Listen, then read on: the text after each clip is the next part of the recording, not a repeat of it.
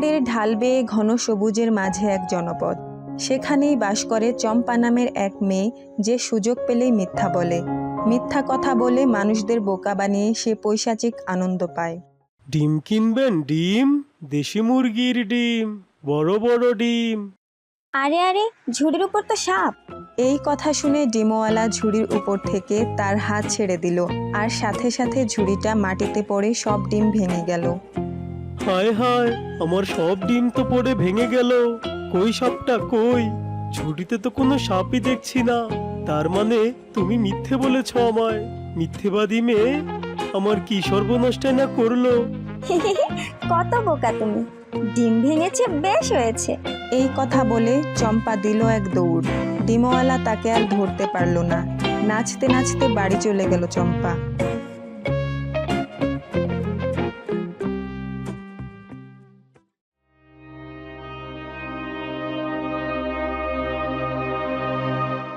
Madam, Bablu আমার কলম চুরি করেছে। কি? কলম চুরি করেছি মানে? কি চাটা বলছিস? কখন তোর কলম চুরি করলাম আমি? আমি যা তা বলছি না। চুরি করে এখন আবার নাটক করছিস? কি বললি? আমি নাটক করছি? ম্যাডাম, সত্যি বলছি, আমি কলম চুরি করিনি। চম্পা আমার নামে মিথ্যে বলছে। তোমরা এবার চুপ করো, আমি দেখছি বিষয়টা। বাবলু, তুমি এদিকে এসো। তোমার ব্যাগটা খোলো, আর ব্যাগে যা যা আছে সব বের করে সামনে রাখো।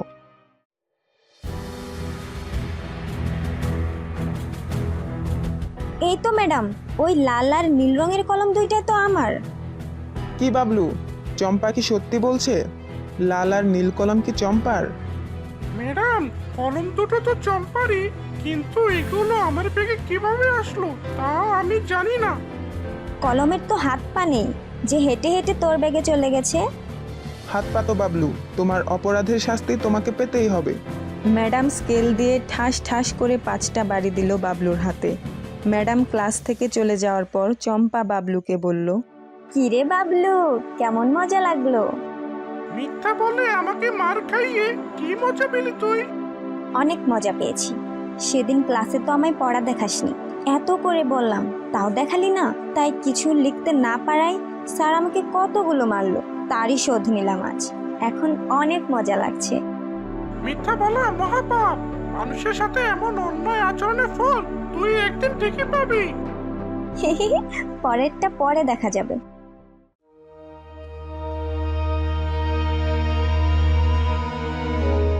কিরে সুমি, মন খারাপ কেন তোর?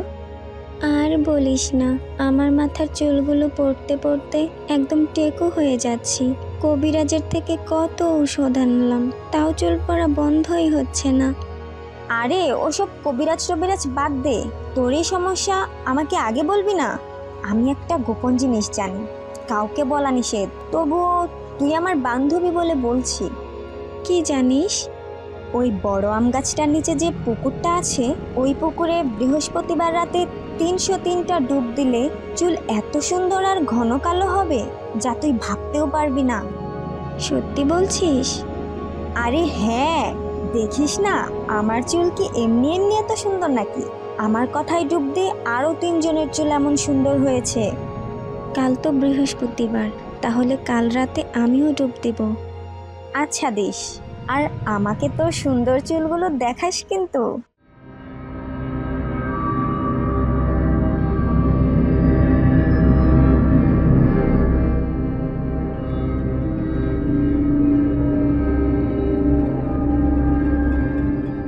বৃহস্পতিবার রাতের অন্ধকারে অনেক ভয়ে ভয়ে সুমি সেই পুকুরে নামলো, আর 303টা ডুব দিয়ে হাঁচি দিতে দিতে চোখ লাল করে আধমরা হয়ে ঘরে ফিরল। তারপর 7 দিন পার হয়ে যায়, জ্বর সর্দিতে সুমি বিছানা থেকে উঠতে পারে না।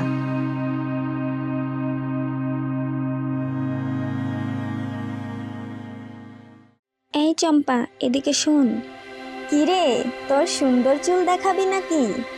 তোর কথা মতো আমি তো 303টা ডুবি দিয়েছিলাম, কিন্তু কই, আমার চুলের তো কোনো পরিবর্তন হলোই না, বরং জীবনই শেষ হয়ে যাচ্ছিল প্রায় আমার। প্রভুর দয়ায় এতদিন পর মোটামুটি সুস্থ আমি। আরে আমি তো সেদিন মজা করে বলেছিলাম, তুই যে সত্যি সত্যি এরকমটা করবি তা কি আমি জানতাম নাকি? এত বোকা তুই। আমি মৃত্যুর সাথে লড়াই করে বেঁচে ফিরলাম আর তুই হাসছিস? আমি তো তোকে বিশ্বাস করেছিলাম।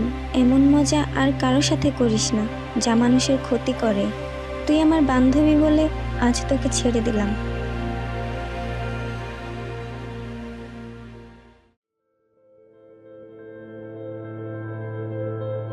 জমিলা চাচি, জমিলা চাচি। আরে চম্পা যে, কি হয়েছে? হাঁপাচ্ছিস কেন? মা যেন কেমন করছে, অনেক অসুস্থ মা, অবস্থা খুবই খারাপ। তুমি একটু এসে দেখে যাও। কিন্তু আমার তো চুলায় রান্না বসানো। আমার মায়ের থেকে তোমার রান্নায় আজ বড় হয়ে গেল। আরে তা কেন হবে? দাঁড়া, আমি আসছি। চুলাটা বন্ধ করেছি। এবার চল তোর মাকে দেখতে যাই। জমিলা ভাবি ভালো আছেন? দাঁড়ান, উঠোনটা ঝাড়ু দিয়ে শেষ করি। আমি তো ভালোই আছি, কিন্তু তোমার কি হয়েছে? অবস্থা নাকি খুব খারাপ? কই, আমি তো ঠিকই আছি। কে বললো আপনাকে সব? কে বলবে আবার? তোমার গুণধর মেয়ে চম্পা। কি রে চম্পা, তুই ভাবিকে এসব কি বলেছিস? কই না তো মা, আমি তো ওই ঘরে পড়ছিলাম। আমি তো চাচিদের বাড়ি যাইনি। হ্যাঁ ভাবি, আমিও তো দেখলাম চম্পা ঘরেই পড়ালেখা করছিল। আমি বোধহয় তাহলে স্বপ্নে দেখেছি চম্পাকে। কি সাংঘাতিক মিথ্যাবাদী মেয়ে রে বাবা! তোর কথা শুনে আমি আরো চুলায় রান্না ফেলে রেখেই চলে আসলাম। ভাবি, এমন মিথ্যাবাদী মেয়ে তো আপনি বিয়ে দিলেও সমস্যায় পড়বেন। শ্বশুর বাড়ি গিয়েও মিথ্যা বলে শুধু ঝামেলা পাকাবে। এই কথা বলে জমিলা নিজের বাড়ি চলে গেল। কয়েকদিন পর জমিলার মেয়ের বিয়ে ঠিক হলো। এটা জানার পর চম্পা মনে মনে বলল, সেদিন আমাদের বাড়ি গিয়ে জমিলা চাচি বলে আসছে আমি নাকি শ্বশুর বাড়ি গিয়েও ঝামেলা পাকাবো। দাঁড়াও, তোমার মেয়ের বিয়ে হওয়াচ্ছি। জমিলার মেয়ের বিয়ের দিন যখন বরপক্ষ আসে, তখন চম্পা গিয়ে তাদের কাছে জমিলার মেয়ের নামে বিভিন্ন গুজব রটিয়ে আসে ও চারিত্রিক বদনাম করে। তা শুনে বরপক্ষ বিয়ে ভেঙে দিয়ে চলে যায়। কি অলক্ষণে কাণ্ড! আপনারা এভাবে চলে যাচ্ছেন কেন? কারণ আমরা আপনার মেয়ের ব্যাপারে সব সত্যি জেনে গেছি। কি সত্যি জানলেন? ভাগ্যিস ওই মেয়েটা আমাদেরকে সব সত্যি জানিয়ে দিয়েছে, না হলে কি যে হতো।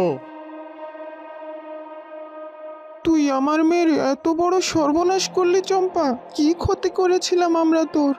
এভাবে মিথ্যা বদনাম করে আমার সহজ সরল মেয়েটার বিয়ে ভেঙে দিলি। তোর কোনোদিনও ভালো হবে না দেখিস।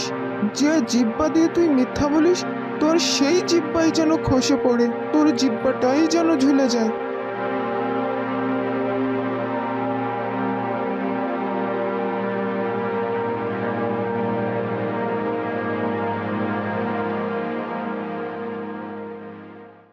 এ কি সর্বনাশ! তোর এই অবস্থা কি করে হলো? জানি না মা, ঘুম ভাঙতে দেখি এই অবস্থা। তুমি একটা কিছু করো মা। চল তোকে দরবেশ বাবার কাছে নিয়ে যাই। উনি কিছু একটা করে যদি তোকে সারিয়ে দিতে পারে।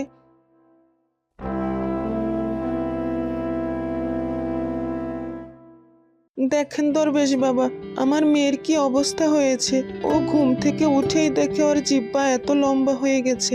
আপনি কিছু একটা করুন বাবা। ওর মেয়ে তো অনেক বড় মিথ্যাবাদী। মিথ্যা বলে বলে লোকজনের অনেক ক্ষতি করেছে, তাই আজ তার এই অবস্থা। এটাই তার শাস্তি। ওর অনেক পাপ দেখতে দেখতে বিধাতা ক্ষিপ্ত হয়ে শেষে ওকে এই শাস্তি দিয়েছে। এখন আমার আর কিছুই করার নেই। যা, প্রভুর কাছে গিয়ে ক্ষমা প্রার্থনা কর।